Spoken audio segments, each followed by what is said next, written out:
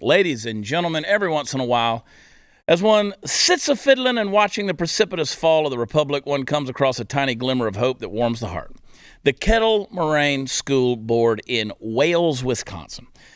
They've just announced that they're banning the display of political and religious propaganda in their classrooms and the inclusion of preferred pronouns in their school-related emails. Yeah, no more pronouns, no more Black Lives Matter flags, no more pride flags, no T-shirts with political messages. They're just shoving all that crap out the airlock, just boom, flushing it. Now, one might be tempted to think that this school board is guilty of the heinous sin of just wanting their kids to go to school to, learn. I mean, how dare they? And guess what? One would be right.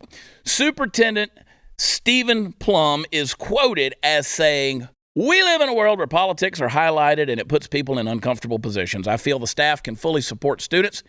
I feel that every staff member, custodian, and teacher ought to know that it's really in the best interest of the students to look out for them and to have strong, healthy relationships that develop therefrom." End quote. Now, the first thing I'd like to point out is that there are not enough people these days using the word therefrom. I mean, that stood out to me. I'd make him superintendent just for that, actually. But more importantly, he's scratching at the surface of something that has exploded in our society into a huge problem. The whole woke movement has been so invasive, so corrosive to the basic fabric that holds us together that it's now a national problem. And honestly, it's a national threat. Yeah, I said threat, and I know I'm repeating myself here, but it's too important not to repeat. I don't fall under the delusion that there was some moment in our collective history as a nation where things were all rosy all the time, where we lived in peace and harmony, and even people who disagreed did so in a civil manner while wearing suits and ties or ankle-length dresses. I don't think there was a time when some group of people wasn't at another group of people's throats politically.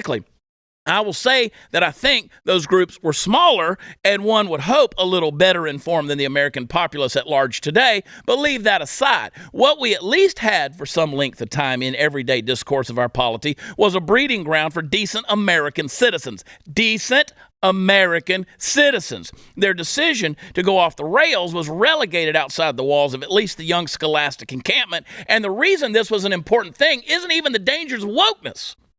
That's just the latest threat. It was something far deeper, which is the overall sown division, which then inevitably fans out into the general public over time.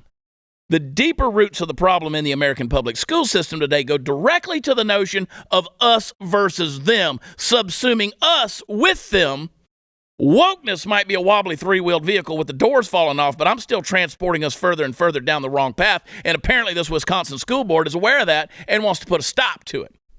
Now, I have no doubt that they're going to come under the media attack. They're already coming under social media attack, but what else is new?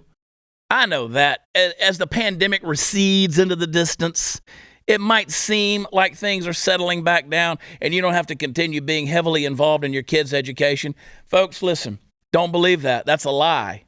Do not be deceived and dumbed down into that, okay? Do not become lethargic. I've maintained what I've maintained for years at this point. You need to get your kids out of public schools.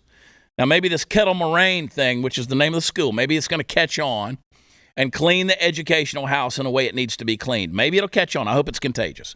But more likely, too much damage has been done, and we need to restructure the whole thing. Good on you guys for making a difference, though. Who knows what minds will pass through your school in this window of sanity who might go on to change the world in a positive way. God bless you.